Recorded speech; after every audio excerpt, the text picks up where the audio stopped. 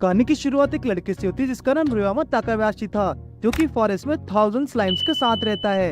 ये स्लाइम्स हमेशा एक अलग तरीके से इन्वॉल्व करते हैं। ये बात पर डिपेंड था कि इन्हें किस तरह का खाना दिया जाएगा। अगर इन स्लाइम्स को ग्रीन कैटरपिलर खिलाया जाए तो एक स्टिकी स्लाइम्स बनते हैं, जिनसे बना स्टिकी फ्लूइड मजबूत थ्रेड बना सकता था, जो कि शिकार करने में भी काफी यूजफुल होता है। ऐसे स्लाइम्स किसी भी तरह के हार्ड सब्सटेंस को डिसॉल्व कर सकते थे, जैसे कि एक बोन। रियोमा के पास और भी बहुत तरह के स्लाइम्स हैं, जिनमें से कुछ पॉइजनस स्लाइम्स भी थे, जो कि जहरीले प्लांट्स को खाकर बने हैं। क्लीनर स्लाइम, जिनके नाम से ही पता चलता है कि ये साफ सफाई करने के काम आते हैं। स्कैवेंजर स्लाइम्स ये बचा कुचा कूड़ा कचरा खाया करते थे। और कुछ ऐसे फर्टिलाइजर्स भी बनते हैं जो कि काफी यूजफुल थे। रियोमा जब फॉरेस्ट में घूम रहा था तो वहाँ से कुछ लोग दिखे जिनका दोस्त घायल था। उनमें से एक ने रियोमा की तरफ तलवार उठा लिया, लेकिन उसने उन्हें एक मेडिसिन ऑफर की, जिसे पीने के बाद उनके दोस्त की जान में जान आ गई। वो रियोमा को इसके लिए थैंक्स बोलती है और उनसे उन्हें अपने घर में रुकने को ऑफर देता है। वो हैरान थे कि आखिर एक बच्चा जंगल में अकेला क्या कर रहा है। तभी उन लोगों को स्लाइम दिखे, जिन्हें देखते ही वो लोग अपने स्वॉर्ड्स निकालने लगे। लेकिन रियोमा ने बताया कि स्लाइम्स बाकी जैसे नहीं, ये सभी उसकी फैमिली का एक पार्ट है। उनमें से एक लड़का जो कि टेमर था, जिसके पास भी एक समय पर स्लाइम्स हुआ करते थे, जो कि उसकी फैमिली का पार्ट थे। एक टेमर वो होता है जो कि किसी भी तरह के मॉन्स्टर या जानवरों को काबू में कर सके। उसकी फैमिली सदियों से टेमर थी, जिनके पास लाल घोड़े और बर्फीले वानर जैसे स्लाइम्स थे। ये सुनकर रियोमा को लगा कि ये कोई महान इंसान है। थोड़ा आगे चलकर उनका रास्ता खत्म हो गया था, जिसे देखकर रियोमा ने वहाँ अपना मैजिक से अपने घर तक पहुँचाने का रास्ता उन चट्टानों के बीच में बना दिया। वो लोग उसका मैजिक देखकर हैरान थे। जब उन सभी ने उसके घर में एंटर किया तो उन्हें पता लगा कि घर में सिर्फ एक इंसान के रहने की जगह थी, जिसका मतलब ये था कि रियोमा इस घर में अकेला रहता है। वो रियोमा से हैरान थे और उसका मैजिक देखकर उन्हें लग रहा था कि असल में रियोमा जितना छोटा दिखता है उतना है नहीं। तभी रियोमा ने उन लोगों को अपनी बनाई मेडिसिन देने लगा, जिसे देख के वो सभी और हैरान हो गए। तभी वो अपने आइस मैजिक से उन्हें वाटर ऑफर करने लगा, जिसका मैजिक देखकर वो और भी हैरान थे। उसके बारे में जानना चाहते थे। साथ ही वो अपना डायरेक्शन देते और उनमें से एक का नाम रिनहार्ट था, जो कि जैम एंड डच का राजा था। रियोमा ये जानकर उसके सामने सर झुकाने लगा, लेकिन उसे ऐसा करने की कोई जरूरत नहीं। और वैसे भी उसने कन की काफी मदद की, साथ ही उसके दोस्त की जान भी बचाई। सभी बारी बारी करके अपना इंट्रोडक्शन देने लगे, जिनमें से एक का नाम कैमल था, जो कि एक मेज है। बाकी के दो लोगों का नाम जेफ्टर जिल था। जहाँ जिल से स्वॉर्ड निकालने के लिए माफी मांग रहा था, उसके पूछने पर उन्होंने बताया कि फॉरेस्ट के बारे में कुछ लुटेरे दिखे, जिसे उन्होंने हरा दिया। पर तभी उनके पीछे एक काला भालू पड़ गया, उसे भी उन्होंने लगभग हरा ही दिया था। लेकिन तभी उनके घोड़े उन्हें छोड़कर भाग गए और वो अपने घायल दोस्त के लिए हॉस्पिटल में जाने के लिए किसी टाउन को ढूंढ रहे थे कि तभी उन्हें रास्ते में रोमिला मिला। रिनहार्ट को लगा कि रियोमा जंगल में कुछ समय भी ढंग से नहीं रह पाएगा, लेकिन वो तो यहाँ पिछले 3 सालों से रह रहा है। कैमिल ने उसे क्रिस्टल बॉल दिखाकर बताया कि उनकी ये बॉल किसी क्रिमिनल के टच करने पर रेड हो जाती है और बाकी लोगों के टच करने पर शाइन करती है। साथ ही उनका नाम, एज और उनकी पावर्स के बारे में भी बताएगी। रियोमा ने जब उस बॉल को टच किया तो उन्हें पता लगा कि उसके पास किसी भी तरह की कॉम्बैट स्किल्स नहीं थी, जिसे देखकर रियोमा उनके लिए डिनर बनाने चले गया। इधर कैमिल रियोमा के जाने के बाद सभी को उस बॉल को दिखाने लगा। उसे पता चला कि रियोमा की एज 11 साल है। इसका मतलब जब वो 8 साल का था तब से यहाँ रह रहा है। वो सभी उसकी स्किल्स देखने लगे, जो कि एक बच्चे के मुकाबले ज्यादा थी। इसे देखकर रिनहार्ट रियोमा को अपने घर ले जाना चाहता था, ताकि वो उसके बारे में और जान सके। अगले दिन वो सभी जाने लगे। उनका फ्रेंड जो कि घायल था, वो अब होश में आ गया था और रियोमा को देखभाल के लिए थैंक्स कहता है। इसे देखकर रियोमा ने उसे दवाई ऑफर करी, जो कि काफी कड़वी थी, लेकिन उन सभी ने उसे पकड़कर दवाई जबरदस्ती पिला ली। वो सभी अब रियोमा को शुक्रिया अदा करके वहाँ से चले जाते हैं। यहाँ हमारे पता लगता है कि रियोमा ने उन्हें अपने ग्रैंड पेरेंट्स की डेथ के बारे में एक झूठी कहानी बताई। असल में 3 साल पहले जिसकी डेथ हुई थी वो और कोई नहीं बल्कि रियोमा ही था। जिसके बाद रियोमा की पास्ट लाइफ दिखाई जाती है। कहाँ वो एक बड़ा इंसान था, उसकी दुनिया भी काफी अलग हुआ करती थी, लेकिन तभी वो एक दिन अपने आप को अलग ही जगह में पाता है। इसे देखकर उसे समझ आ गया था कि अब वो मर चुका है। जहाँ उसके सामने एक बुढ़ा इंसान, एक लड़की और एक लड़का बैठा था। जब मरने के बाद कोई इंसान उनके पास आता था तो वो हमेशा परेशान होता था, लेकिन रियोमा यहाँ ऐसा बिल्कुल भी नहीं है। उसकी लाइफ हमेशा से एक डिप्रेस लाइफ रही थी और जैसे कि उसकी नौकरी थी, उसे पता था कि एक दिन वो मर ही जाएगा।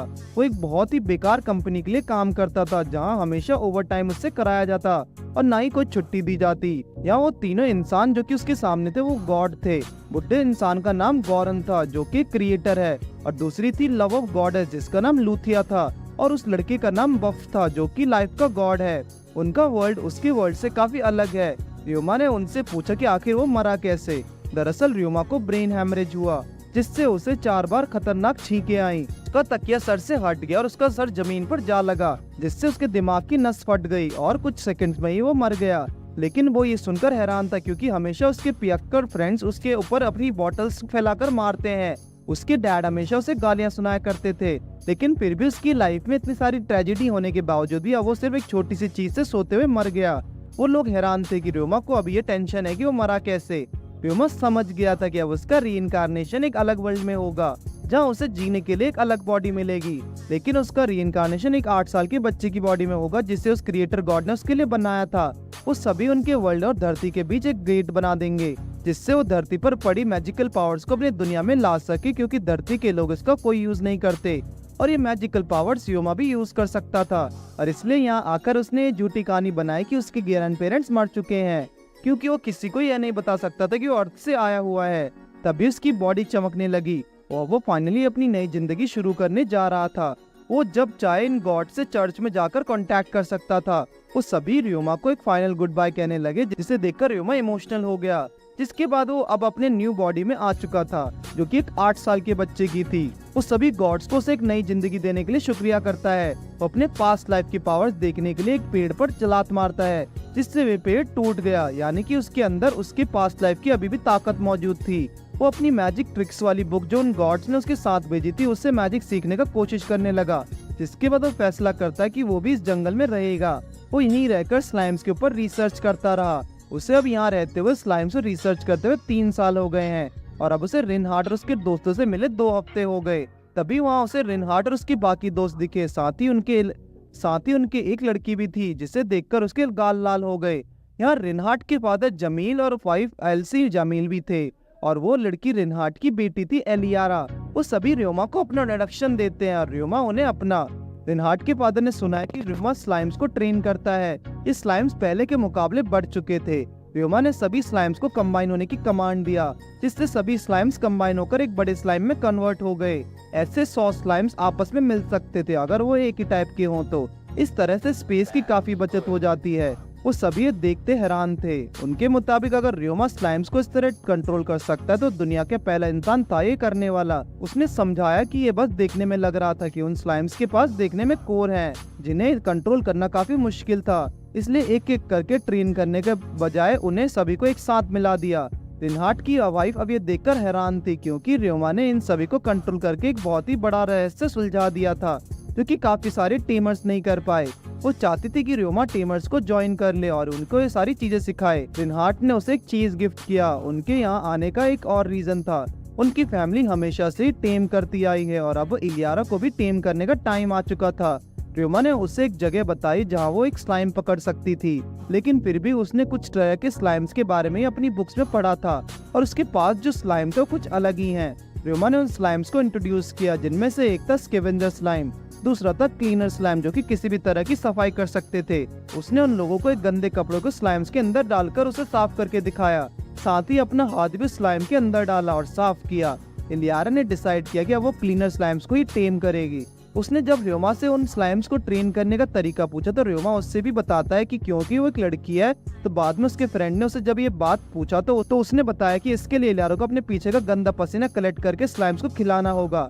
एलियारा को भी करना होगा, पर एलियारा इसके लिए भी तैयार थी और अब वो किसी भी तरह के क्लीनर स्लाइम्स को टेम करेगी। एलियारा नहाने चली गई और अपने पीछे का गंदा पसीना एक बास्केट में कलेक्ट कर लिया। वीडियो स्लाइम्स को ढूंढने निकलते हैं। काफी देर बाद उन्हें क्लीनर स्लाइम्स मिला, जिसे देखकर र्योमा को भी याद आया कि कैसे सालों पहले उसने भी अपना एक पहला स्लाइम पकड़ा था।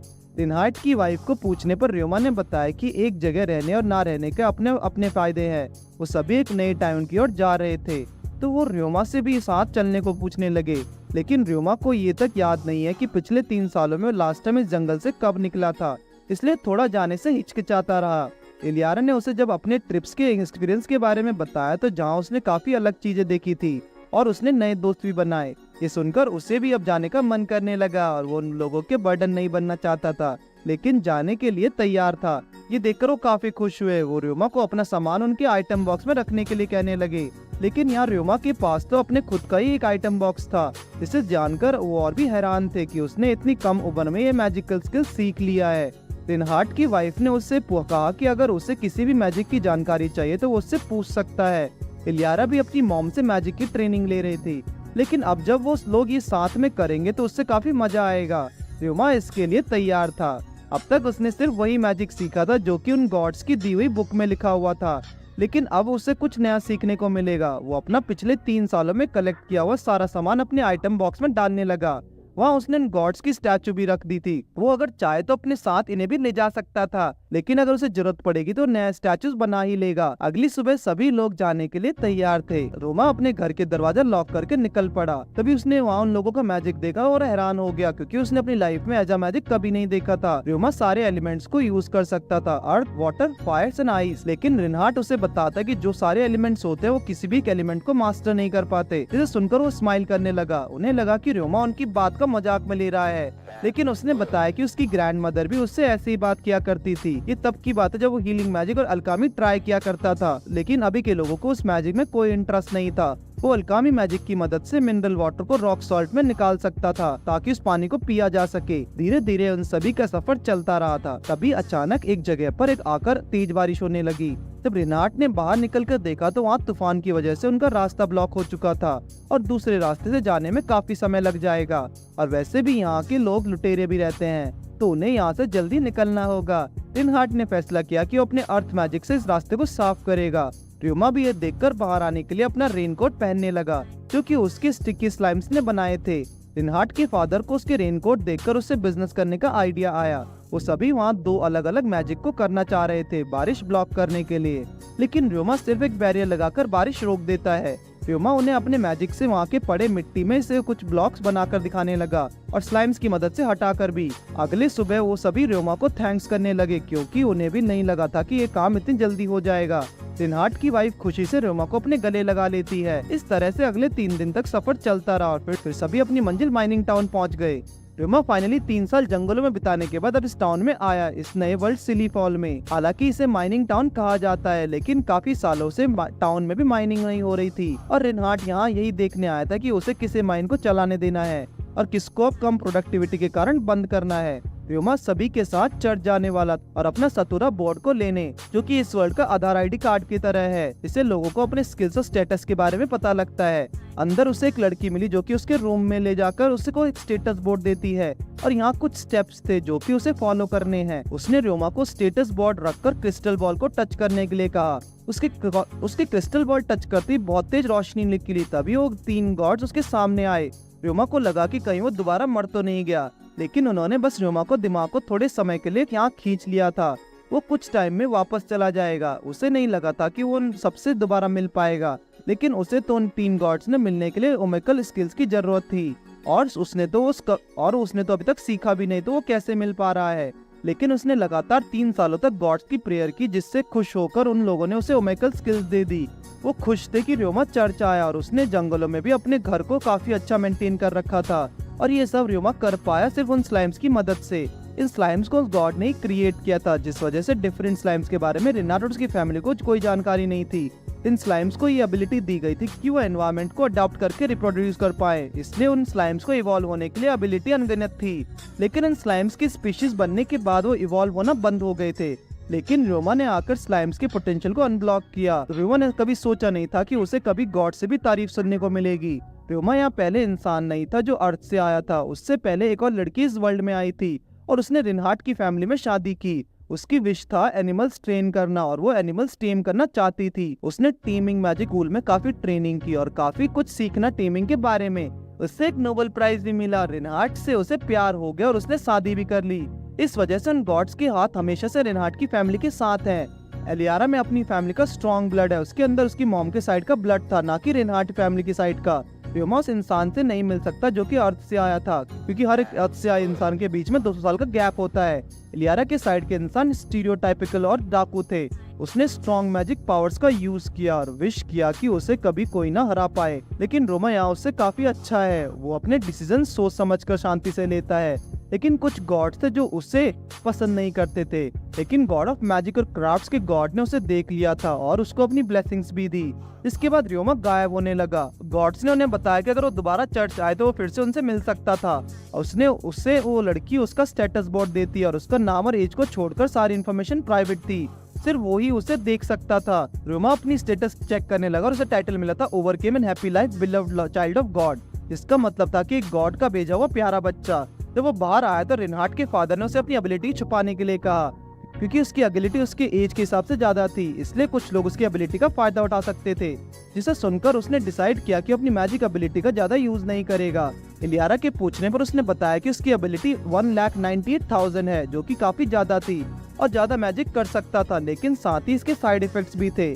नए मैजिक को लर्न करना और मैजिक कंट्रोल करना और अपनी पावर्स कंट्रोल करना काफी मुश्किल हो जाता है। लोगों को काफी ट्रेनिंग करनी पड़ती है इतना मैजिक कंट्रोल करने के लिए। इलियारा यहाँ अपनी मैजिक एबिलिटी रोमा की तरह यूज नहीं कर पाती, जबकि उसकी एबिलिटी 2 लाख थी, रोमा से भी ज्यादा। रोमा सोचने लगा कि जरूर इसे एबिलिटी से डाकू पर्वत से मिली है। इलियारा के पूछने पर उसने बताया कि उसको बस अपने मैजिक को बिल्कुल फ्री छोड़ना होता है, जैसे ही वो अपने मैजिक के साथ खेल रहा हो। रिनहार्ट और उसकी वाइफ को भी रोमा का ये आइडिया अच्छा लगा। इलियारा ने रोमा से प्रॉमिस कराया कि वो उसे मैजिक सिखाए। इसके बाद वो लोग चर्च से टेमर्स गिल्ड में जाते हैं। ये टेमर्स की सोसाइटी थी उनकी, जो मॉन्स्टर को कंट्रोल करते थे।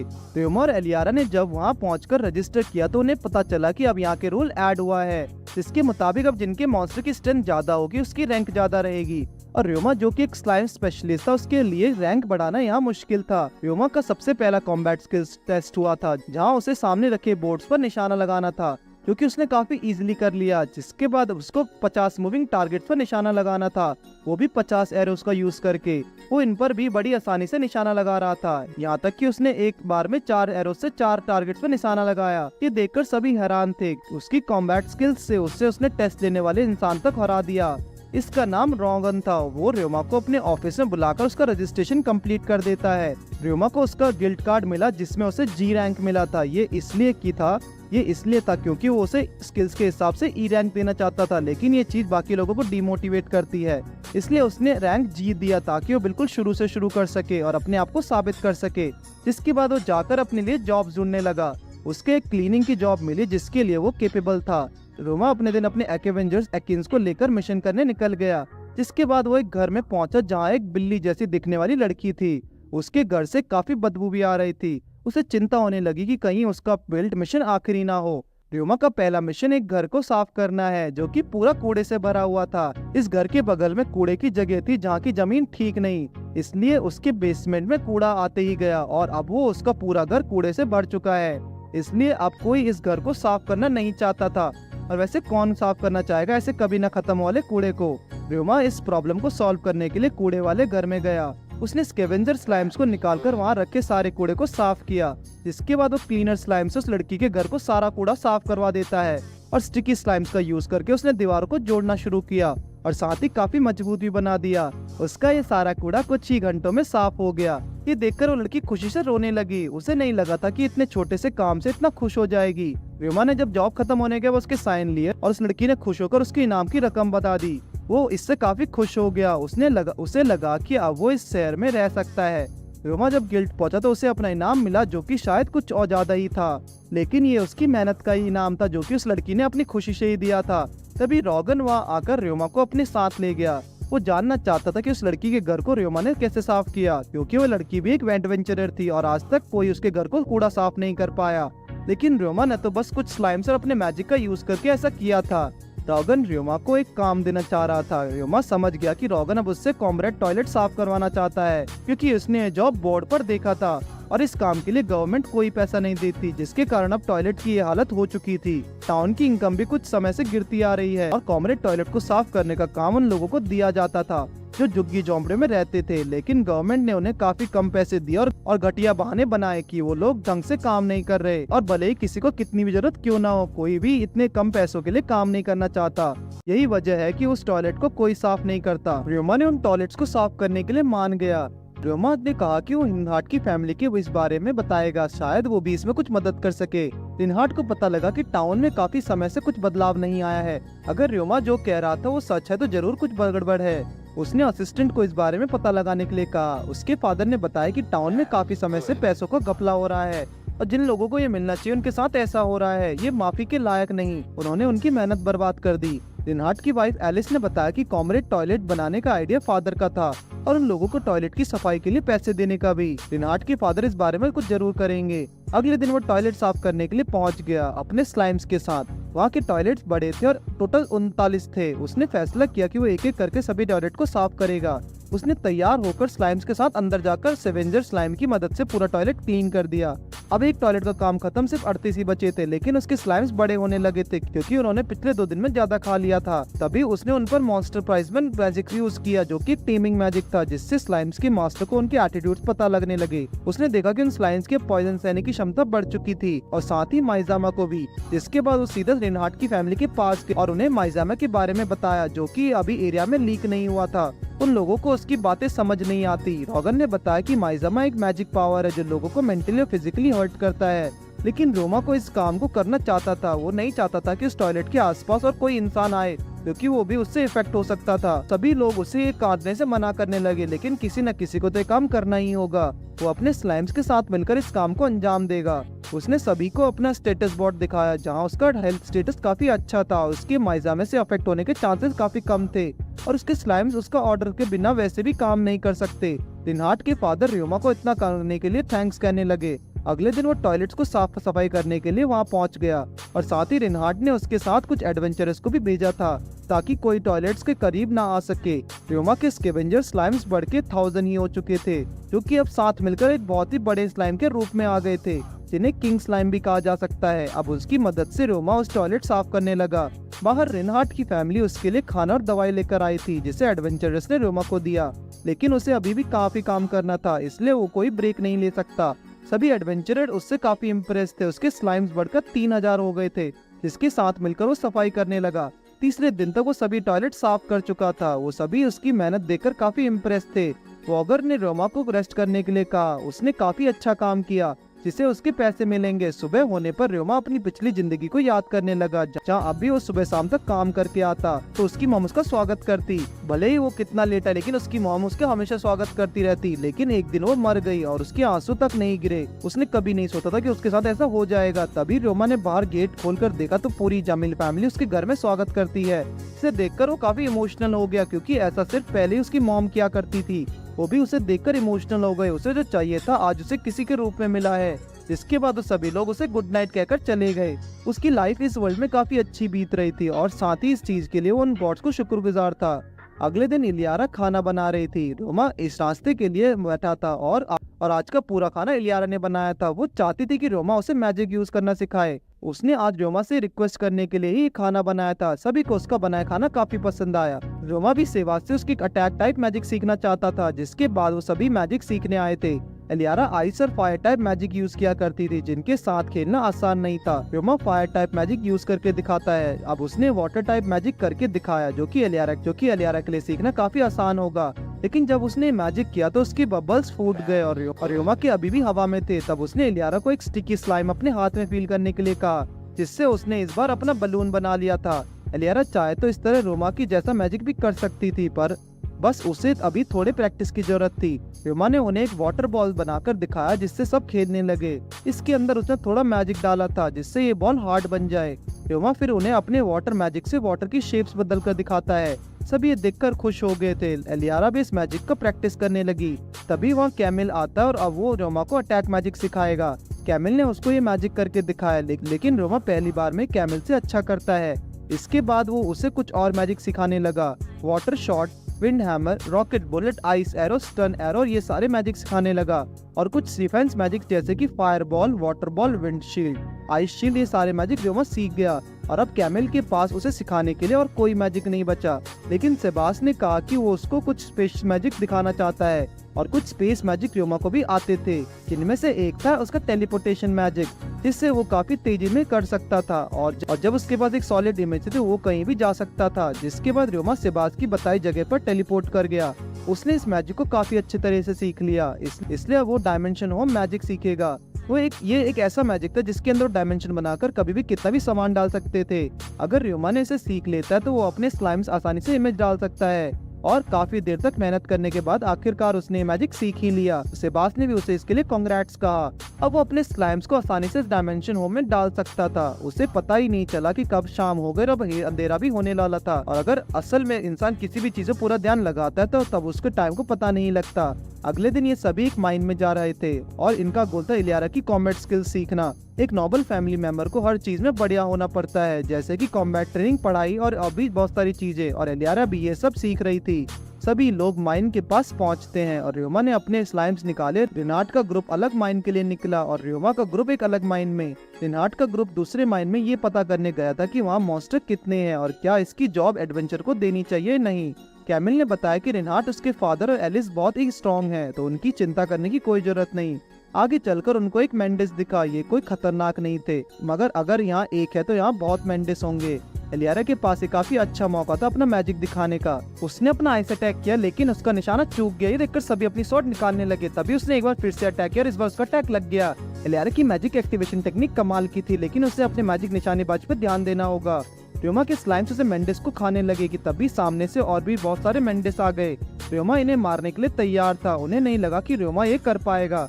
तभी वो अपने फिजिक्स हार्डनिंग मैजिक का इस्तेमाल करके सारे मेंडिस को मार गिराता है। वो ये देखकर हैरान थे और वो सभी आगे बढ़ते हैं और रियोमा ने और भी काफी मेंडिस को मार गिराया। इलियारा ने रियोमा को थैंक्स के तौर पर एक मेटल स्लाइम ला कर दिया, उसको मैजिक के साथ खेलना सिखाने के लिए। जिसके बाद वो लोग बाहर आए। रिनहार्ड के ग्रुप ने आकर बताया कि उन्हें माइन में बैट मिले थे। वो इसके बारे में एडवेंचर गिल्ड में क्वेश्चन जरूर उठाएंगे। रियोमा ने वहाँ लाल मिट्टी देखी। ये कलर था ऑक्सीडाइज आयन का, शायद वहाँ कुछ आयन अभी भी बचा है। जिसके बाद रियोमा अल्कामी इस्तेमाल करके आयन सॉइल से अलग करके ऑक्सीजन को रिमूव करके एक आयन को ब्लॉक बनाकर दिखाती है। ये देखकर सभी शॉक हो गए थे कि ये वही अल्कामी था जिसके बारे में रियोमा ने उन्हें बताया था। रिनहार्ड के फादर को याद आया कि रियोमा को उन्हें किसी से मिलाना था, जिसके बाद वो उसको एक इंसान के शॉप पर ले गए जिसके नाम था मॉर्गन ट्रेडिंग कंपनी। उस इंसान ने जब रियोमा की बनाई अल्कामी देखी तो उसको यकीन नहीं हुआ कि एक अल्केमिस्ट उसके सामने खड़ा है। मॉर्गन ने ये देखकर इसे बेचने का जिम्मा उन पे ऊपर ले लिया, लेकिन यहाँ रियोमा नहीं चाहता था कि उसका सीक्रेट बाहर आए कि किसने ये बनाया है। ऐसा इसलिए क्योंकि लोगों को लगेगा कि एक फ्रॉड है, क्योंकि इसे 11 साल के बच्चे ने जो बनाया था। हो सकता है कि कुछ लोगों को इस बात पर यकीन ना हो और जिनको यकीन होगा उनमें से कुछ रियोमा को किडनैप करने की कोशिश भी करेंगे, इसलिए उसका नाम बाहर ना आ जाए तो सही रहेगा। रिनहार्ड ने इस चीज का पूरा क्रेडिट रियोमा को दिया, जिससे वो भी इमोशनल हो गया था और सभी को थैंक्स कहा। यहाँ इतने सारे लोग थे जिन्हें उनकी परवाह थी। दूसरी तरफ जो लोग कॉमरेड टॉयलेट में घपला कर रहे थे उन्हें पकड़ लिया गया था और अब वो एडवेंचरर्स का मिशन मॉन्स्टर को मारना था। माइन के अंदर सभी एक टीम की तरह काम करेंगे और इस तरह रियोमा को उसका दूसरा मिशन मिला। अगले दिन रियोमा बताता कि मेटल स्लाइम्स फिजिकल अटैक झेल सकते थे, तो वो ये देखना चाहता है कि ये स्लाइम्स बाकी चीजों पर कैसे रिएक्ट करेगा। वो इसे किसी तरह का चोट नहीं पहुंचाना चाहता। जिसके बाद उसने उसके सामने पॉइजन स्लाइम का सैंपल रखा, फिर स्टिकी स्लाइम का रखा और आखिर में उसने एसिड स्लाइम का सैंपल रखा, जिससे मेटल स्लाइम काफी डरने लगा। इसका मतलब ये था कि मेटल स्लाइम एसिड से डरते हैं, जो कि एक नॉर्मल बात थी क्योंकि एसिड से मेटल मेल्ट हो जाता है। उसके लिए बस इतना एक्सपेरिमेंट काफी था। जब उसने स्लाइम को पकड़ा तो उसने अपनी बॉडी एक क्ले में बदल ली। बाहर गिल्ड के बाकी के एडवेंचरर्स उसे मिशन पर जाने के लिए बुला रहे थे। रियोमा ने ये देखकर मेटल स्लाइम को अपना डायमेंशन होम मैजिक इस्तेमाल करके उसके अंदर डाल दिया। इलियारा ने उससे गुड लक कहा और सभी एडवेंचरर्स के साथ रियोमा मिशन पर निकल गया। माइन के पास पहुंचने पर मॉर्गन ने बताया कि इस माइन में मेंडिस, रैट्स और कुछ छोटे रैट्स हैं।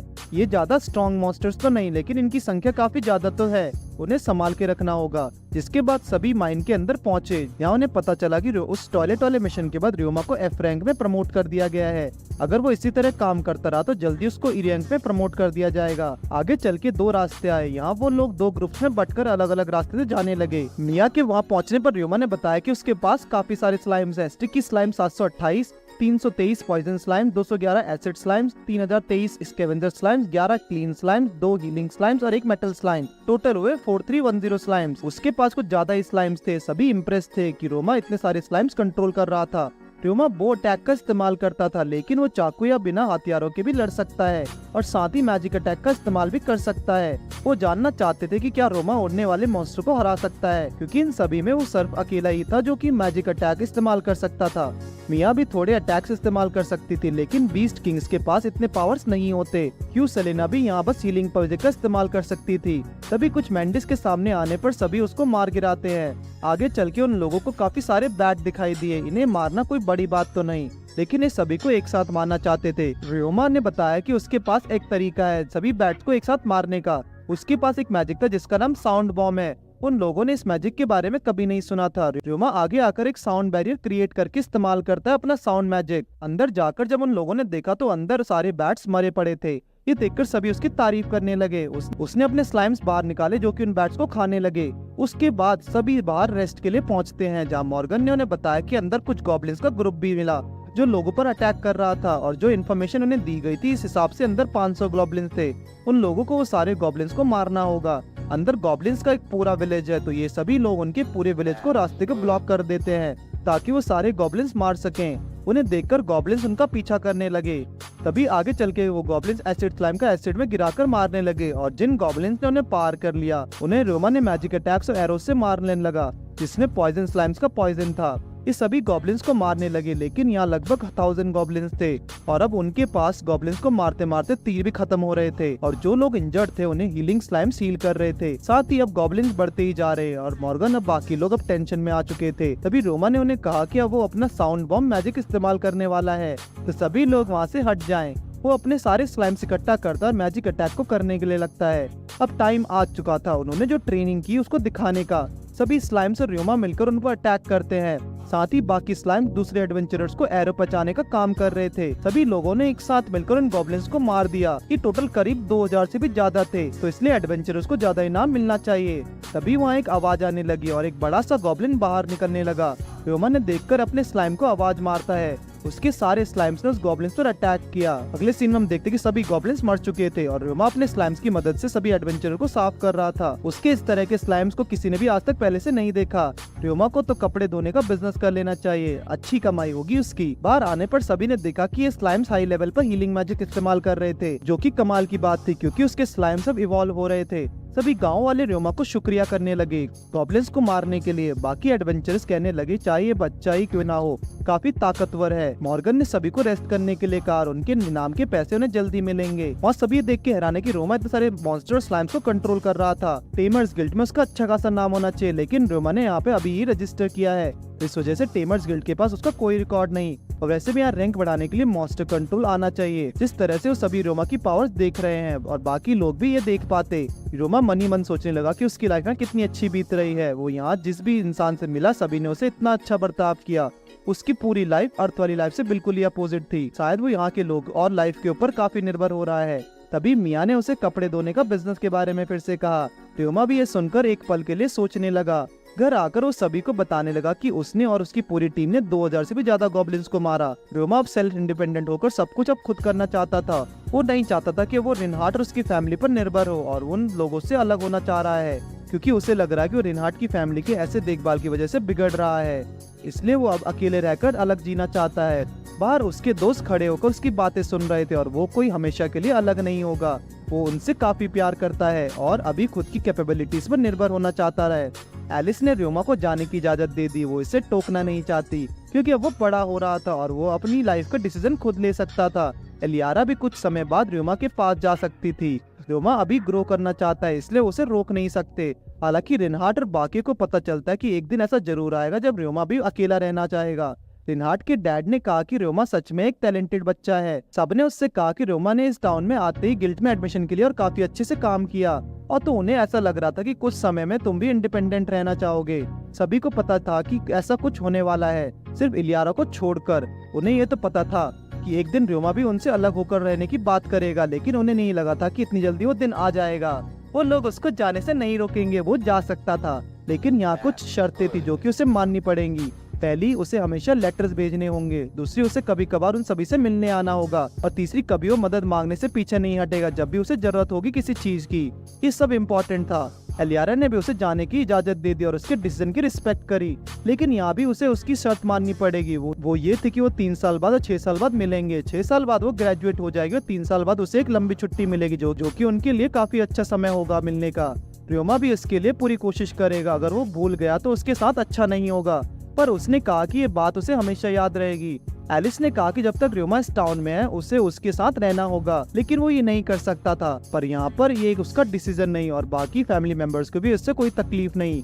ये उसका डिसीजन नहीं बल्कि एलिस का था, इसलिए उसे तब तक यहाँ रहना ही पड़ेगा। र्योमा को उनकी बात माननी पड़ी। वो लोग ग्रॉल फ्रॉग आउटब्रेक तक इस टाउन में रहने वाले हैं। ये वही फ्रॉग था जिसकी स्किन का इस्तेमाल आर्मर और उनके ऑर्गन्स का इस्तेमाल दवाइयाँ बनाने के लिए किया जाता है। उसे लगा कि सभी उसको आर्मर बनाकर एक कॉम्बैट ट्रेनिंग के लिए यूज करना चाहते थे, लेकिन उनका असली टारगेट कॉम्बैट नहीं लिवर बर्ड है। तभी उस लिवर बर्ड की तस्वीरें देखने लगे। उसके पंख काफी बड़े थे और दिखने में ये बर्ड काफी ब्यूटीफुल थी, इसलिए लोग इन्हें पसंद करते थे। इसी के कारण इसे यहाँ पकड़ना ज्यादा मुश्किल था और ज्यादातर टीमर्स इसमें कामयाब नहीं हो पाते। आउटब्रेक के टाइम पर ये सभी लेक के पास इकट्ठा होते हैं। र्योमा भी उनके साथ इन्हें पकड़ने के लिए जरूर जाना चाहेगा। रिनहार्ट ने पूछा अगर वो उन सब पर निर्भर नहीं रहेगा तो क्या करेगा। उसने बताया कि वो पहले एक नॉर्मल एडवेंचरर की तरह रहेगा, तो लोगों के साथ अच्छा रिलेशनशिप बनाएगा और साथ ही अपनी ट्रेनिंग जारी रखेगा। वो अभी अपना बिजनेस स्टार्ट करने का भी सोच रहा है, कपड़े धोने का, जो वो क्लीनर स्लाइम्स की मदद से लोगों के कपड़े धोएगा। और अगर वो एडवर्टाइज कर दे तो वो गॉब्लिन से भी ज्यादा गंदे कपड़े धो सकता है, तो शायद वो अपने जरूरत के सामान के लिए पैसे तो कमा ही सकेगा। तभी बाहर खड़े कैमिल और बाकी सभी भी अंदर आ गए। उन्होंने कहा कि वो जरूर कर लेगा। उसे इस बिजनेस के बारे में म्यू सर्च से डिस्कस करना चाहिए और जब वो काम और बिजनेस से फ्री हो जाए तो उसे थोड़ी बहुत रिनहार्ट की फैमिली की भी मदद करनी पड़ेगी ताकि वो माइंस में आयर मॉन्स्टर को मार सकें। अगले दिन र्योमा एलियारा के साथ सर्च के पास पहुंचता है। उसने वहाँ सर्च को अपने बिजनेस के बारे में बताया, साथ ही अपने क्लीनर स्लैम्स को इस्तेमाल करके भी दिखाया। वो ये देखकर काफी खुश हो गया और कहा कि उसका बिजनेस बहुत ही अच्छा चलेगा। उसे मर्चेंट गिल्ड में जल्दी रजिस्टर करना चाहिए, उसका ये बिजनेस बहुत ही प्रॉफिट कमाएगा। वो सभी जाने लगे मर्चेंट गिल्ड में रजिस्ट्रेशन करने। उसने एक बार फिर से कहा कि र्योमा का ये बिजनेस बहुत पैसे कमाएगा और र्योमा को अगर कुछ मदद चाहिए तो वो उसके लिए मदद भी करेगा। इसके बाद वो सभी मर्चेंट गिल्ड में पहुंचे जहाँ एक लेडी बैठी थी जिसका नाम जिसेला था, जो कि गिल्ड की मास्टर थी। र्योमा ने उसे अपने बिजनेस के बारे में बताया जो कि एक लॉन्ड्री सर्विस थी और साथ ही वो र्योमा का क्लीनर स्लाइम देखकर हैरान थी। उसने आज से पहले ऐसा कोई स्लाइम नहीं देखा। वो उनका रजिस्टर करने के लिए मान गई। वो उससे जगह पूछते हैं जहाँ वो एक बिजनेस शुरू कर सके। जिसेला ने उन्हें मैप दे दिया। जब वो वहाँ पहुँचते हैं तो तब उन्हें पता चला कि उस जगह पर पहली बार एक होटल और एक बड़ा हाउस, लेकिन फिर इस जगह पर आग लग गई। तब से यह जगह ऐसी ही पड़ी है। ये एडवेंचरर गिल्ड के पास हुआ था और साथ ही इंडस्ट्रियल एरिया के पास भी। तो र्योमा इसके लिए रेडी होकर उस जगह को खरीदने के लिए तैयार था। सारा पेपर वर्क का काम यहाँ सर्च की जिम्मेदारी थी, लेकिन साथ ही वो इसके लिए कुछ कमीशंस भी लेगा। साथ ही साथ वो र्योमा को कुछ प्रोफेशनल एम्प्लॉयज भी देगा काम स्टार्ट करने के लिए। वो प्रोफेशनल मैनेजर्स हैं जो कि उसके पूरे काम को अच्छे से मैनेज कर लेंगे। र्योमा मैनेजमेंट का काम भी नहीं कर सकता था क्योंकि सर्च को ये उसके चेहरे से ही अलग पता लग रहा है। वो भले ही एक बच्चा होते हुए अपने इमोशन छुपा रहा है, लेकिन मर्चेंट मैनेजर के सामने वो नहीं छुपा पाया। र्योमा इसके लिए मान गया, जिसके बाद उसने क्लीनर स्लैम्स की मदद से वहाँ का सारा कूड़ा कचरा साफ कर दिया। वो यहाँ 2 फ्लोर्स बनाएगा और साथ ही एम्प्लॉयज के रहने के लिए एक जगह भी। उसने स्लाइम्स की मदद से काम शुरू कर दिया। फ्रेंड्स मदद करने के लिए ही होते हैं, तो वो कुछ ऐसा ना समझे। उसके सारे एडवेंचरर फ्रेंड वहाँ आ चुके थे जो कि देखकर काफी खुश थे कि वो इंडिपेंडेंट होने जा रहा है। उसके पास अब ऑलरेडी 7 कस्टमर्स भी हो गए हैं। उसके शॉप का नाम बैम्बू फॉरेस्ट लॉन्ड्री सर्विस। उसका लास्ट नाम था ताकाबयाशी। ये नाम उसी ने इसी के ऊपर रखा है। जहाँ उसके नाम का मतलब था बैम्बू फॉरेस्ट। उन्हें इसका मतलब तो समझ नहीं आता, लेकिन इसका नाम अच्छा है। फिर वहाँ र्योमा और इलियारा मिलकर शॉप को डेकोरेशन करते हैं, जहाँ उसने बातों बातों में इलियारा को ये बताया कि वो पहले काफी काम कर चुका है और उसके सामने कुछ भी नहीं। लेकिन वो इलियारा को ये नहीं बता सकता कि उसका रीइंकार्नेशन हुआ है और वो पहले अर्थ पे रहता था। तो उसने अपनी बात को पलट दिया और उससे कहा कि वो पहले कुछ डॉल्स बनाने का काम किया करता था। वो अपना काम खत्म कर अब शाम में जा रहे होते हैं। र्योमा अपने शॉप खोलने से पहले सभी लोगों को एक पार्टी देना चाहता था। उसे ऑफिशियली ओपन करने से पहले जहाँ वो खाने पीने का काफी सारा सामान रखेगा ताकि लोगों को उसकी दुकान के बारे में पता चले। रास्ते में वहाँ चर्च दिखा। अंदर जाकर वो गॉड से मिला, लेकिन वहाँ सिर्फ गुफू था। बाकी के 2 गॉड्स उसके वर्ल्ड में मजे कर रहे थे और कुछ दिन पहले गुफू भी वहीं से घूम कर आया है। तभी उसकी बॉडी चमकने लगी, जिसका मतलब टाइम खत्म हो गया। जाने से पहले गुफू ने उसे बताया कि उसका माइंड उसकी यंगर बॉडी को अफेक्ट कर रहा है। र्योमा चर्च में वापस आ गया, जिसके बाद वो घर की ओर जाने लगा। काफी रात हो चुकी थी और अब उसका अगला दिन काफी बिजी जाने वाला है। र्योमा रिनहार्ट की फैमिली के पास गया, उन्हें अपनी पार्टी में इनवाइट करने के लिए। वो मॉर्गन को भी अपनी पार्टी में इनवाइट करता है और साथ ही ग्लेशियर अपने सारे एडवेंचर फ्रेंड को भी उसे इनवाइट किया अपनी पार्टी में। दूसरी तरफ सर्च र्योमा के लिए एम्प्लॉयज लेकर आया था। र्योमा खाना बनाने में बिजी था, जहाँ कुछ मेड्स भी उसकी हेल्प कर रही हैं। सर्च ने एम्प्लॉयज को र्योमा की बनाई शॉप दिखाई जो कि उन्हें काफी अच्छी लग रही थी।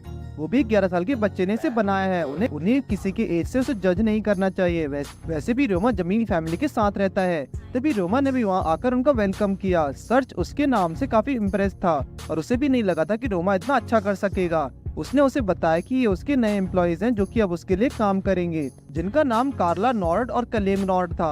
रियोमा और एलिरिया ने भी अपना इंट्रोडक्शन दिया। ये यहाँ की सर्विस के लिए आए थे, ये हर चीज प्रोवाइड करेंगे। ये भले ही यंग थे लेकिन इन्होंने काम किया है as a sub manager and deputy sub manager Lune branch of Morgan Trading Company में। तो अगर कोई इस काम को अच्छे से कर सकता तो वो सिर्फ ये दो थे। रियोमा उन्हें काम समझाने के लिए अंदर ले गया। यहाँ ही रियोमा के कुछ बैग्स थे जिन्हें कस्टमर अपने कपड़े रखने के लिए खरीदने आएंगे। यहाँ काफी सारे साइज हैं, कस्टमर कोई सा भी ले सकता था और फीस इस बार पर डिपेंड करेगी कि वो लोग कौन सा साइज लेंगे। जितना बड़ा बैग उतनी ज्यादा फीस। और एक बार जब वो कस्टमर्स के कपड़े ले लेंगे तो हमें कस्टमर को ये रिसेप्शन टैग देना होगा जिसे दिखाकर वो अपने कपड़े वापस ले सकते थे। और जैसे ही उन्हें कस्टमर के बैग मिले तो उन्हें यहाँ आकर रख देना होगा। बाकी का सारा काम क्लीनर स्लाइम्स कर लेंगे।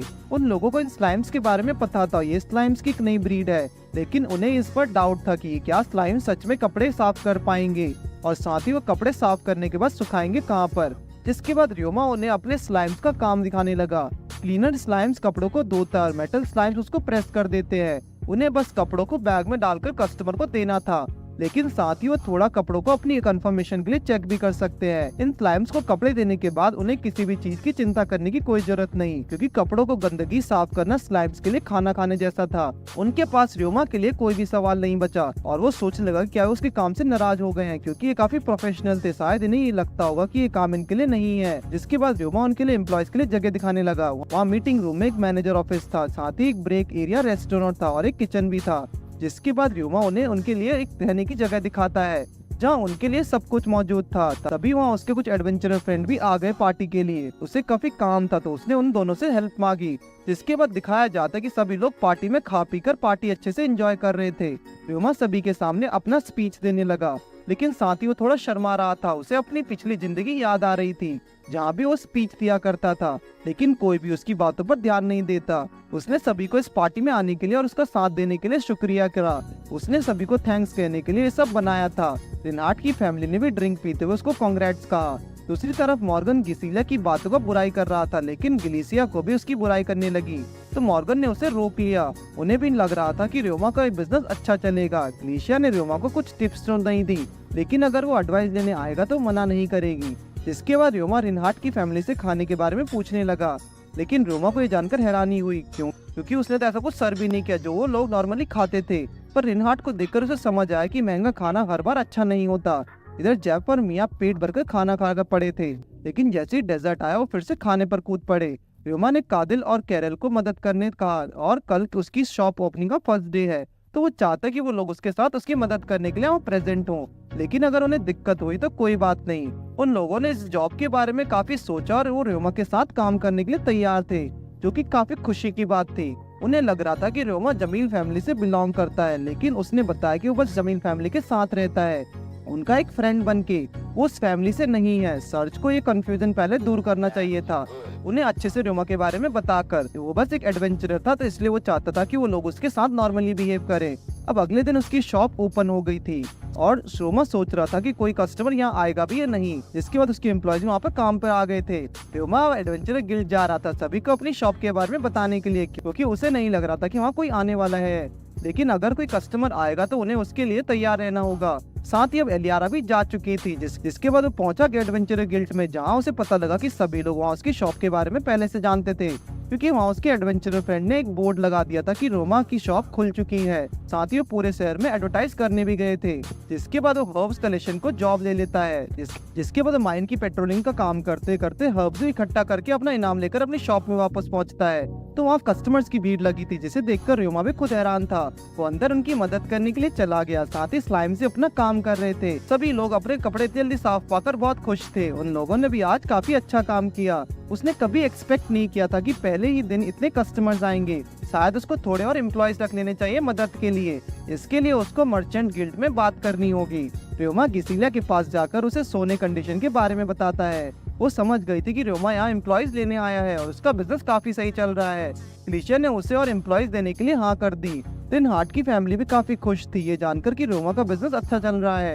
रियोमा को टाउन गार्ड्स के हेडक्वार्टर जाना चाहिए, वहाँ कपड़े भी बहुत महंगे हैं उसको धोने के लिए। जिसके बाद वो रेस्ट करने के लिए वहाँ से चला गया। उसे अपनी पुरानी लाइफ याद आने लगी जहाँ वो इतना काम करने के बाद थक जाया करता था, लेकिन अब वो कंफर्टेबल फील कर रहा है यहाँ काम करने के बाद। रियोमा की शॉप का सेकंड डे था और पहले ही दिन की तरह आज भी काफी लोगों की भीड़ लगी थी और सभी अपने अपने साफ कपड़े देखकर खुश दिख रहे थे। इसने रोमा ने ये देखते हुए गिल्ड चला गया जहाँ जाकर वो गिरिशा से मिलता है क्योंकि आज उसे कुछ एम्प्लॉयज दिलाने वाली थी। गिरिशा ने सभी से मिला है जहाँ काफी सारे लोग इकट्ठे हुए थे। उसने अंदर जाकर अपना इंट्रोडक्शन दिया जहाँ सच में कुछ ज्यादा ही लोग थे। रोमा बस ऐसी एम्प्लॉयज चाहता था जो कि बस उसके कपड़ों को बैग्स उठाकर उसे कस्टमर से बात कर सके। उन्हें बस कपड़ों का बैग उठाकर एक जगह से दूसरी जगह ले जाना था। ये कोई ज्यादा भारी काम नहीं था और साथ ही रोमा एक टीमर भी है तो उसके शॉप में कुछ स्लाइम्स भी थे, तो वो चाहता था कि सभी लोग उसे और उसके स्लाइम्स को अच्छे से ट्रीट करें। सभी लोग सोच में पड़ गए ये जॉब उनके लिए नहीं जिन्हें इस स्लाइम से नफरत है, ये उनसे डर लगता है। अगर ऐसा है तो वो सभी यहाँ से जा सकते थे, लेकिन साथ ही अगर उन्हें रोमा जैसे बच्चे के साथ काम करने से कोई दिक्कत थी तो वो भी जा सकते थे। ये सुनकर सभी लोग आपस में स्लाइम्स और रोमा के बारे में बात करने लगे और ये कहकर वो चले गए कि एक बच्चे के साथ भला कौन ही काम करना चाहेगा। लेकिन अभी दो लोग वहाँ रुके हुए थे, एक लड़की और एक बुढ़ा इंसान। उन दोनों को रोमा के साथ काम करने में कोई प्रॉब्लम नहीं थी, साथ ही अगर उनकी कुछ शर्तें हैं तो वो भी बता सकते थे। बुढ़ा इंसान का नाम फे था और लड़की का नाम लीलोंग जो कि उसकी बेटी थी। उनकी बस एक ही रिक्वेस्ट थी कि उस बुढ़े इंसान का पैर टूटा हुआ था तो वो चाहते थे कि रोमा उन्हें काम पर रख ले। उसका ये पैर तो हीलिंग स्लाइम्स ठीक कर देंगे, तो इसलिए वो बिना किसी दिक्कत के काम कर सकते थे और उन लोगों की और कोई रिक्वेस्ट नहीं थी। तभी लीलैंग ने उससे पूछा कि क्या वो लोग वहीं पर रह सकते थे क्योंकि उनके पास ज्यादा पैसा नहीं है कहीं और किराए पर रहने के लिए। पर अभी तो रोमा के पास एम्प्लॉयज का पूरा कमरा खाली ही पड़ा था तो वो दोनों वहाँ रह सकते थे। तभी रोमा की नजर उन लोगों के पास पड़े हथियारों पर पड़ी। उसकी नजर काफी तेज थी। यहाँ रोमा को पता लगा कि वो दोनों असैसिन थे। रोमा को लगा कि वो दोनों यहाँ उसे मारने आए हैं। उन लोगों ने अब असैसिन का काम छोड़ दिया था। उनके बारे में ये बात गिलिशा को पता थी। वो भले ही बुढ़ी है लेकिन उनकी आंखें कमजोर नहीं। गिलिशा ने रोमा के साथ भी यही किया था। वो लोगों को अच्छे से पहचानती है भले ही वो किसी और कंट्री के क्यों ना हो। लीलिंग ने बताया कि पहले वो लोग जिस मास्टर के लिए काम करते थे वो वॉर हार गया तो उन्होंने अपना घर खो दिया, इसलिए वो यहाँ आ गए। पैसे के लिए फे ने माइंस में काम किया लेकिन वहाँ उसका पैर टूट गया। उन्हें आज तक कोई ऐसा पहचान नहीं पाया। ये दोनों पहले थे जिन्होंने इसे पहचाना। वो रोमा से कहने लगा कि वो लोग काफी स्पेशल लग रहे हैं, क्या वो भी किसी दूसरी कंट्री से थे। लेकिन दिखने में तो लोग काफी कुछ उनके जैसे ही थे, लेकिन असल में तो रोमा दूसरी कंट्री से बल्कि दूसरी दुनिया से था। वो उन्हें जॉब पर रखने के लिए मान गया। वो उनके पास जाने के बाद उन्हें रखने के लिए तैयार था क्योंकि गिल्ड मास्टर इसीलिए उन्हें यहाँ लेकर आई थी, तो उसे उनसे कोई प्रॉब्लम नहीं। साथ ही रोमा के एम्प्लॉयज के साथ कुछ बॉडीगार्ड्स की भी जरूरत पड़ेगी तो उन्हें कभी कभी उसके लिए बॉडीगार्ड्स का भी जॉब करना पड़ेगा, लेकिन उन्हें उससे कोई दिक्कत नहीं। दोनों ने हाथ मिला लिया। इस बिजनेस का फ्यूचर बहुत ब्राइट है तो उन्हें जी जान लगाकर मेहनत करनी होगी। साथ ही अब वो रोमा के साथ काम करने वाले थे तो इन्होंने अब ये हथियार हर जगह के ले जाने बंद करने होंगे। उन दोनों को हथियारों के बिना अजीब सा लगता था तो वो अपनी असैसिन हैबिट नहीं छोड़ने वाले। जिसके बाद रोमा उन दोनों को अपनी शॉप में लाकर दिल और कैरल को इनसे इंट्रोड्यूस कराता है। वो सभी वहाँ अच्छे से काम करने लगे। शॉप क्लोजिंग का टाइम आ ही गया। उन लोगों ने काफी अच्छा काम किया। आज कल से भी ज्यादा कस्टमर आए थे। वो बहुत ही खुश लग रहे थे। शायद कुछ दिनों तक ये काम इसी तरह नेक्स्ट लेवल चलेगा। इसी के साथ आज जो लोग आए थे उन लोगों ने और भी एक काम को शॉप के बारे में रिकमेंड किया, जो देखकर उसने दोनों को आज की साइज कैलकुलेट करने के लिए कहा। जिसके बाद वो फे और लीलिंग को एक अलग कमरे में ले गया। वहाँ जाकर उसने अपना डायमेंशन वो मैजिक इस्तेमाल किया और उसमें से हीलिंग स्लाइम्स निकाले। ये देखकर वो भी हैरान थे। उसने बताया कि हीलिंग स्लाइम्स हैं जो कि किसी भी चोट को हील कर सकते थे और तभी फे का पैर ठीक हो गया और दोनों बड़ी खुशी से रोमा का शुक्रिया करने लगे। फे के पास ये ठीक कराने के लिए पैसे नहीं थे। इनके पास बचे पैसे इन्होंने अपनी कंट्री के गार्ड्स को दे दिए ताकि ये लोग वहाँ से किसी और जगह भाग सकें। इनके पास सिर्फ एक ही रास्ता था, या तो अपनी जान बचा ले या फिर पैसे, इसलिए अभी यहाँ यही आए हैं। रोमा फिर उन्हें उनका कमरा दिखाने लगा जो देखकर वो काफी खुश हो गए थे। कार्ला रोमा को अपनी शॉप की सेल्स दिखाते जो कि कल से काफी ज्यादा थी, इसलिए उन्होंने सलाह दिया कि रोमा को भी अब उनसे दूसरे टाउन में भी कुछ ब्रांच खोल लेनी चाहिए क्योंकि ये बिजनेस बहुत ही ज्यादा प्रॉफिटेबल था। रोमा को लगा कि शायद ये कुछ ज्यादा जल्दी होगा लेकिन यही सही होगा उसके बिजनेस के लिए। साथ ही रोमा को किसी ऐसे पर्सन के ढूंढना होगा जिस पर वो ट्रस्ट कर सके, तभी वो लोग अपनी दूसरी ब्रांच खोल पाएंगे। रोमा ने कहा कि वो इस बारे में जरूर सोचेगा। साथ ही उसने बताया कि फी और लीलैंग को आर्मी एक्सपीरियंस है तो इसलिए वो दोनों बॉडीगार्ड्स का भी काम करेंगे, तो उनके लिए सैलरी में भी हर चीज जरूर इंक्लूड की जाए। ये सुनकर दोनों खुश हो जाते हैं। जिसके बाद वो एलियारा से मिला जहाँ वो भी अपने स्कूल के कामों से काफी बिजी थे। उसके पास रोमा की शॉप में मदद करने के लिए टाइम ही नहीं मिला, लेकिन कोई बात नहीं क्योंकि उसने अब एम्प्लॉयज हायर कर लिए थे। अगले दिन स्टोर में कल की तरह ही बहुत सारे कस्टमर्स आए थे। उनकी शॉप काफी अच्छी चलने लगी। सभी एम्प्लॉयज ने काफी अच्छा काम किया, इसलिए रोमा उन्हें पिज्जा बनाकर उनको सरप्राइज देता है। वो भी काफी खुश थे। साथ ही गिल्ड के भी एडवेंचरर जो कि उसके फ्रेंड्स, वो भी आज अपने कपड़े साफ कराने के लिए आए थे। वो भी रोमा की सेल्स देखकर काफी खुश थे। इसी तरह आज तीसरा दिन भी गुजर गया उनकी शॉप का, और आज की सेल्स को कल से 1.5 गुना ज्यादा थी। रोमा ये देखकर काफी खुश था और उनका बिजनेस काफी अच्छा चलने लगा था। उसे अब कुछ और एम्प्लॉयज भी रख लेने चाहिए। उसके लिए उसे एक फिर से गिल्ड में बात करना होगा। साथ ही रोमा कुक भी काम पर रखना चाहता, लेकिन उनकी जरूरत क्या है। पर रोमा ने कहा कि सभी बिजी रहते हैं, फिर ये अच्छा होगा कि सभी को रोज का खाना मिले। सभी खुश थे कि रोमा अपने एम्प्लॉयज को काफी अच्छा ट्रीट करता है। जिसके बाद वो गिनीशा के पास पहुंचा। उसे एक बार फिर से एम्प्लॉयज चाहिए। उसे इस बार 2 लोग और साथ ही एक कुक भी चाहिए। ये काफी इंटरेस्टिंग था, क्योंकि आमतौर पर वर्कर्स ही खाना बनाया करते हैं, लेकिन उसे एक प्रोफेशनल चाहिए जो उनके लिए अच्छा खाना बना सके। साथ ही गणेशा इसका भी ध्यान रखे कि वो यहाँ उन्हीं लोगों को ले जाए जिनको रोमा के स्लाइम्स के साथ काम करने में कोई प्रॉब्लम ना हो। अगले दिन गणेशा ने रोमा को एम्प्लॉय से मिलाया, जिसका नाम था फीना। मारिया और जेन ये तीनों एक ही विलेज से आए थे। वहाँ एक और लड़की थी सैल्मा, ये कुक थी। इन लोगों को रोमा के साथ काम करने में कोई दिक्कत नहीं है, बस रोमा को इन्हें ही हाँ कहना था। रोमा ने खुशी से सभी को हाँ कर दिया। उसका बिजनेस काफी अच्छा चल रहा था, तो गणेशा ने उसे दूसरे टाउन में अपने ब्रांचेस खोलने के लिए कहने लगी। रोमा को लगा कि काफी जल्दी होगा, लेकिन गणेशा चाहे तो आज ही शुरू कर सकती थी। इसके बाद दिखाया जाता है कि रोमा की शॉप काफी अच्छी चल रही थी। सैल्मा भी लाजवाब खाना बनाती थी। 8 एम्प्लॉयज रखने की वजह से उसके पास अब काफी सारा खाली टाइम बच गया, तो उसने सोचे कि शायद अब उसे गिल्ड में जाकर उसको जॉब ले लेनी चाहिए। रिनहार्ट की फैमिली दूर से उसे देख रही थी। उन्हें पता था कि रोमा ये कर लेगा, लेकिन वो इतना अच्छा कर लेगा उन्हें नहीं सोचा था। उसके लिए इस टाउन में रहना ही ज्यादा सही रहेगा। अगले दिन रोमा सर्च के सामने बैठा होता है। उसकी शॉप काफी अच्छी चल रही थी, तो वो सर्च को थैंक्स करने आया था अपने एम्प्लॉयज देने के लिए, और अब उसने काफी सारे एम्प्लॉयज रख लिए थे, तो वो अब शॉप पर बिना रहे भी अपनी शॉप चला सकता था। सर्च ने यहाँ रोमा को एक और बिजनेस के बारे में बताने के लिए बुलाया था। वो उन लोगों को मेटल ब्लॉक्स और स्टिकी स्लाइम्स स्ट्रिंग्स प्रोवाइड कर रहा था, लेकिन वो चाहते थे कि रोमा उन्हें एक वाटरप्रूफ कोट भी प्रोवाइड करे। सर्च ने उसे पूछा कि क्या उसने ग्रिल फ्रॉग का नाम सुना है। उन फ्रॉग्स को आर्मर बनाने में यूज किया जाता है, साथ ही उनके ऑर्गन से मेडिसिन भी बनाई जाती है। ये ग्रिल फ्रॉग कुछ लेक्स के पास भी मिलते हैं, इसलिए काफी सारे एडवेंचरर्स उन्हें पकड़ने के लिए लेक की तरफ निकलते हैं, और इसी वजह से उनके लिए वाटरप्रूफ कपड़े और चीजें काफी पॉपुलर होंगी इस समय पर। रोमा इसके लिए मान गया और सर्च शुक्रिया करने लगा। जिसके बाद रोमा स्लाइम को कुछ आयन खिलाने लगा, और उसे लगा था कि शायद स्लाइम को आयन खिलाने की वजह से वो स्लाइम्स मेंटल स्लाइम से कन्वर्ट हो जाएंगे, इसलिए वो बस एक एक्सपेरिमेंट कर रहा था। रोमा अब माइंस में एंटर करता वाटरप्रूफ फैब्रिक बनाने के लिए, जिसके लिए सर्च ने उससे कहा था। एलियारा भी उसके साथ माइन में जाने लगी। वो लोग माइन में पहुंचे और एलियारा यहाँ माइंस में अपने वायलिन प्रैक्टिस करने आई थी, ताकि किसी को उसकी वायलिन बजाने से तकलीफ ना पहुंचे। रोमा को पता ही नहीं था कि एलियारा वायलिन भी बजाती है। एलियारा लिवर बर्ड्स के लिए वायलिन बजाती थी। उन्हें पकड़ने के लिए उसका सॉन्ग जरूरी था। लिवर बर्ड्स एक दूसरे से सॉन्ग के जरिए बात करती थी, तो अगर उन्हें म्यूजिक पसंद आया तो उसके साथ टीमिंग कॉन्टेक्ट बनाना आसान होगा, इसलिए वो उसके लिए ज्यादा से ज्यादा प्रैक्टिस करेगी। इसके बाद दोनों अपना काम करने लगे। एलियारा म्यूजिक की प्रैक्टिस करने लगी और रोमा स्लाइम्स के साथ अपना काम। थोड़ी देर बाद जब वो दोनों बैठे तो रोमा एलियारा को उसके सॉन्ग के बदले गिफ्ट देना चाहता था, और ये वही थी डॉल्स जिनके बारे में रोमा ने पहले एलियारा को बताया था। जिसके बाद रोमा ने अपने मैजिक का यूज करके एलियारा की शेप को एक डॉल का बनाया और उसमें डिटेलिंग करने लगा। उसकी बनाई डॉल एलियारा को काफी पसंद भी आई, जिसके लिए उसने उसको थैंक्स भी कहा। इसके बाद रोमा ने रिनहार्ट और उसकी पूरी फैमिली के लिए डॉल्स बनाई, जो कि दिखने में काफी अच्छी और डिटेल्ड थी। इसमें जमील फैमिली के सारे लोग, यहाँ तक कि सिबास और मेड भी थी, सभी उसे देखकर उसकी तारीफ करने लगे और उसको थैंक्स कहा। एलियारा को ये अपने साथ अपने स्कूल ले जाने चाहिए। ऐसा करने पर उसे स्कूल में उसकी फैमिली की कभी महसूस नहीं होगी। एलियारा चाहती थी कि रोमा अपने भी एक डॉल बनाकर उसे दे, क्योंकि वो उसे भी अपने साथ ले जाना चाह रही थी। जिसे सुनकर रोमा भी खुश हो गया।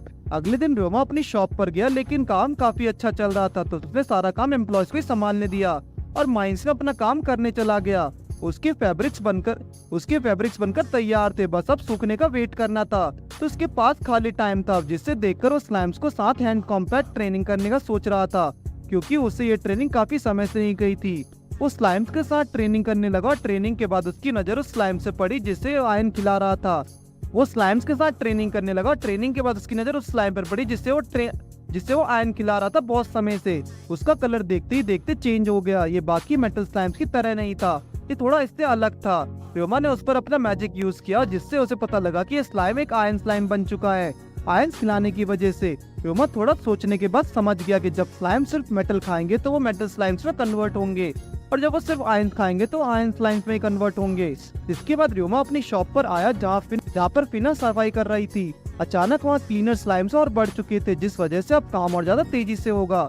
सभी एम्प्लॉइज इकट्ठा हो चुके थे। कार्ला र्योमा को आज की सेल्स दिखाने लगी, जो कि कल के मुकाबले 3 गुना ज्यादा थी। दोनों ये देखकर हैरान थे। ऐसा इस वजह से हुआ क्योंकि आज उन्हें एक बड़ा ऑर्डर मिला था। ब्लैक स्मिथ, कारपेंटर ये सभी यहाँ आए थे और अपने कपड़े ढूंढ रहे थे, और इतने साफ कपड़े देखकर सभी खुश हो गए। बिजनेस अब काफी तेजी से ग्रो हो रहा था। ये सब इन सभी एम्प्लॉयज के हार्डवर्क के कारण हो पाया। वो उनसे कहता है अगर उन्हें कोई और हेल्प चाहिए तो जरूर करेगा, लेकिन सभी खुश थे। तभी उसे एक चीज की याद आई, वो थी कि उसने अब तक अपने किसी भी एम्प्लॉय को छुट्टी नहीं दी। अगर इन्हें छुट्टी नहीं मिली तो ये लोग एंजॉय कैसे कर पाएंगे। र्योमा उन लोगों से छुट्टी अब तक ना दे पाने की वजह से काफी माफी मांगता है। जेन सुनकर हैरान थी कि उन्हें यहाँ छुट्टियां भी मिलेंगी, जिसके लिए र्योमा हफ्ते में 1-2 दिन शॉप को बंद रख सकता था या फिर उनसे शिफ्ट में काम करा सकता था, जिससे उन्हें आराम से अपने लिए भी वक्त मिल जाता। ये सुनकर पीना रोने लगी। उसके लिए एक सपने जैसा था। र्योमा को समझ नहीं आ रहा था कि कार्ला ने उसे बताया था कि नॉन लोकल लेबरर्स को छुट्टियां ना के बराबर ही दी जाती हैं, इसलिए ये ऐसा रो रही है। फीना ने बताया कि शायद अगर वो किसी और जगह काम कर रही होती तो अभी उससे ज्यादा काम कराया जाता और उसके बदले पैसे भी कम दिए जाते। साथ ही उन्हें अपने मालिकों को सर्विस भी देनी पड़ती है। यहाँ पर आप लोग समझ ही गए होंगे कि वो किस तरह के सर्विस की बात कर रही है। जिसे सुनकर र्योमा सोचने लगा कि हैरेसमेंट और एम्प्लॉइज एक्सप्लॉयटेशन इस वर्ल्ड में भी होता है, लेकिन उसके बिजनेस का गोल था अच्छे से ग्रो करना, सभी एम्प्लॉइज को अच्छे से ट्रीट करना। सेलेमा ने खाना बनाकर रेडी कर दिया और उसने सभी के साथ र्योमा को भी खाने पर बुलाया। अब र्योमा गिल्ड में जॉब के लिए आया था। जब वो अपनी जॉब के लिए जा रही थी तो तभी मेन ने उसे बताया कि एक और ग्रुप है एडवेंचरर्स का दूसरे टाउन में, जिन्होंने हाल ही में एक नए प्रजाति का स्लाइम का ढूंढ रखा है। र्योमा ने सुनकर हैरान था और उस ग्रुप की उसने सारी इन्फॉर्मेशन मांगी, लेकिन वो लोग उस स्लाइम को बेचने के लिए कुछ समय पहले टेमर्स गिल्ड गए थे, लेकिन उन लोगों ने उसे खरीदा नहीं। र्योमा चाहे तो मेलिन उसको उस ग्रुप का पता चला सकती है। र्योमा उससे एड्रेस लेकर लोकेशन में पहुंच गया और अंदर जाकर उसने एक ग्रुप को देखा जिसका नाम था बियर ऑफ सीकम। उन्होंने र्योमा से पूछा कि आखिर वो कौन है। र्योमा ने बताया कि वो भी एक एडवेंचरर और एक टेमर है, ठीक उनकी ही तरह, लेकिन वो हैरान है क्योंकि वो एक बच्चा था। उनमें से एक लड़का जिसका नाम सीन था, वो र्योमा को गुस्से में जाने के लिए कहने लगा। दरअसल उसका मूड अभी खराब था। र्योमा ने उनसे उस सारे स्लाइम्स के बारे में पूछा जिससे उन लोगों ने अभी तक कुछ समय से पकड़ रखा था, लेकिन बेच नहीं पाए। सीन ने उसे गुस्से में पकड़ लिया। उसे लग रहा था कि र्योमा उसका मजाक उड़ा रहा है, लेकिन ज्यादा पीने की वजह से वो गिर गया और उसके साथी उठाकर उसको ले गए। का लीडर र्योमा के वहाँ आने से वहाँ पहुँचने लगा। र्योमा यहाँ उनके स्लाइम्स को खरीदने आया था और उसने कहा कि वो अलग अलग प्रजाति के स्लाइम्स को इकट्ठा कर रहा है और उन पर स्टडी करता है, तो इसलिए वो स्लाइम्स खरीदना चाहता था। उनका लीडर बताता है कि उनके पास एक ऐसा रेयर स्लाइम तो है, लेकिन कोई उनसे खरीदना ही नहीं चाहता। र्योमा स्लाइम देखकर ये डिसाइड करेगा कि उन लोगों को कितने पैसे देने हैं। अगर स्लाइम अच्छा हुआ तो वो ज्यादा पैसे भी दे देगा।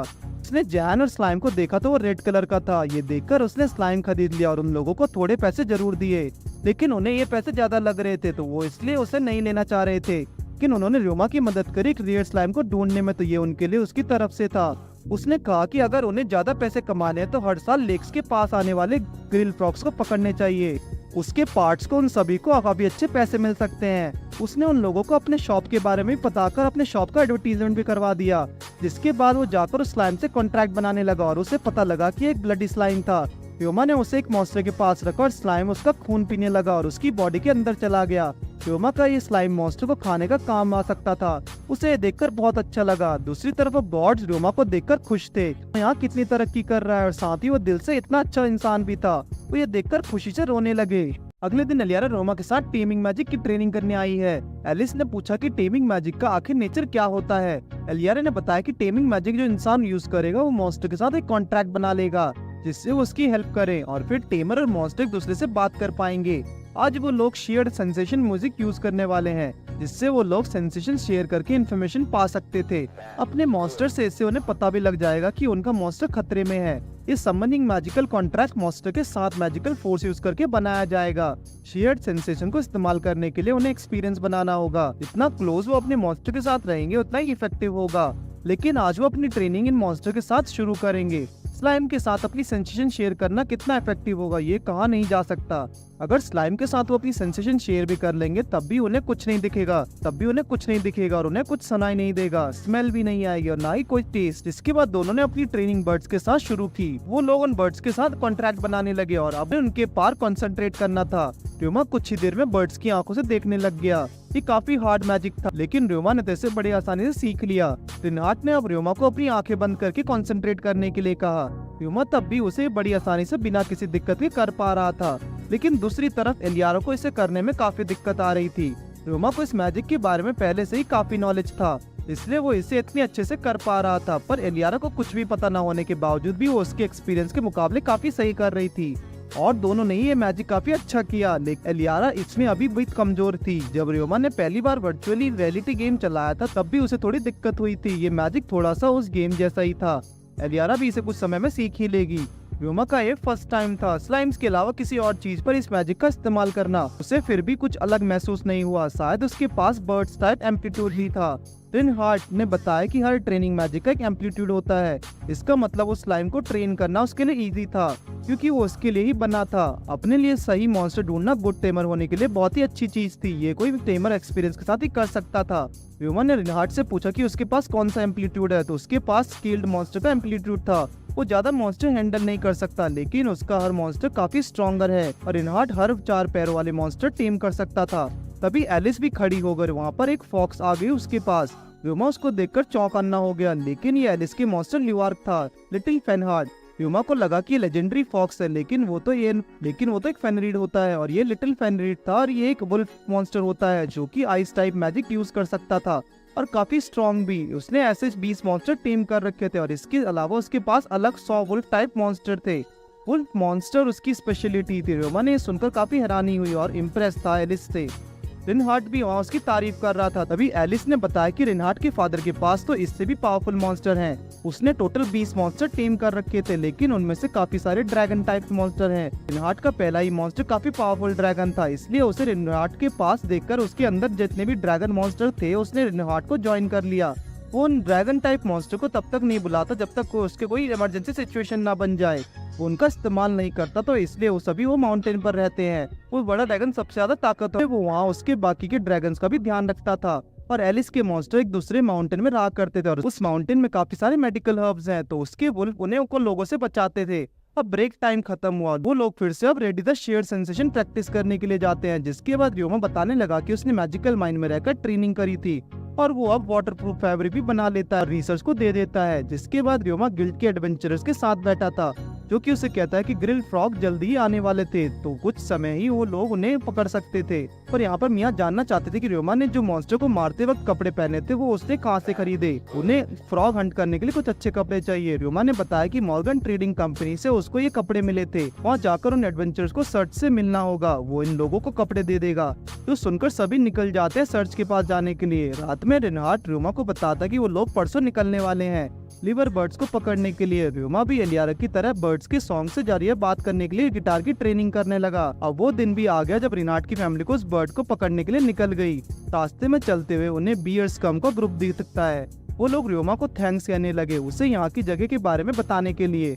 तभी सीन जिसने उस दिन पीने के बाद र्योमा के साथ बुरा बर्ताव किया था, उसके लिए वो आगे बढ़ाकर र्योमा को सॉरी कहने लगा। और र्योमा ने जो उस दिन उनका स्लाइम खरीदा और उन्हें इन ग्रिल फ्रॉक्स के बारे में बताया था, जिसे बेचकर अब वो लोग अच्छा पैसा कमा सकते थे। उन सबसे और पूरे ग्रुप ने र्योमा को थैंक्स कहा। वो इन फ्रॉक्स को बेचकर र्योमा के लॉन्ड्री भी जाएंगे, अपने कपड़े साफ करेंगे।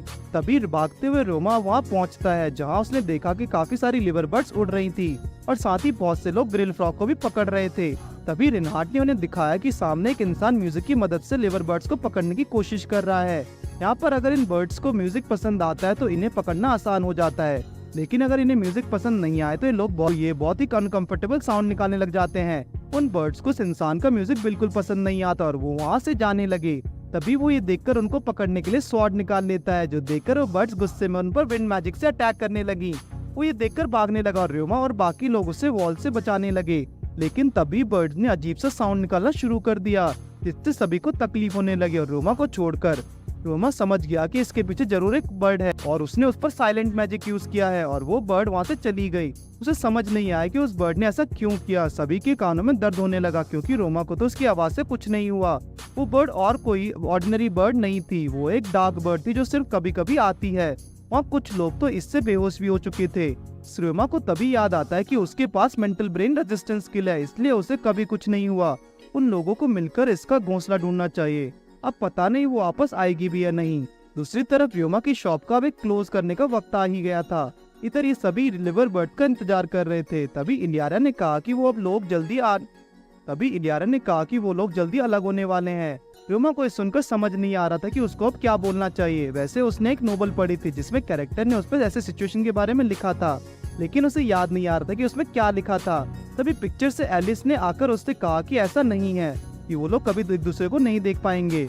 व्योमा ने भी शर्माते हुए कहा। तभी जोइस ने उसे एलियारा को हक करने के लिए कहा। व्योमा शर्मा गया था। यहाँ तो जोइस को ये सब करने से रोकना चाहिए, लेकिन उसने कहा कि उसने ये सब देखने में मजा आता है। और यहाँ रिनहार्ट ये सब सुनकर गुस्से में लाल हो रहा था। जोइस व्योमा को दिखाने लगा कि उसे किस तरह से हक करना होगा एलियारा को, जो देखकर व्योमा गुस्से में भूंसा मारता है, क्योंकि एलियारा ये सब करने से काफी अनकंफर्टेबल हो जाएगी। तभी उसकी नजर एलियारा पर पड़ी, जो कि ये देखकर शर्मा रही थी और वो भी हैरान था कि ये कैसा रिएक्शन है एलियारा का। तभी वहाँ पर लिवर बर्ड्स का झुंड फिर से आ गया। तभी एलियारा देखकर उन बर्ड्स को अपना म्यूजिक सुनाने लगी, जिससे वो बर्ड्स उनके पास आकर बैठ गए। अब जल्दी उसे उनके ऊपर उन्हें टेमिंग मैजिक का इस्तेमाल करना होगा, जिसके बाद उन बर्ड्स के साथ कॉन्ट्रैक्ट बनाकर पूरे 9 बर्ड पकड़ती है। अब व्योमा ने भी ये देखकर अपना गिटार निकाला और वो भी उन बर्ड्स को पकड़ने वाला है। इसी के साथ इस सीरीज का पहला सीजन यही एंड होता है।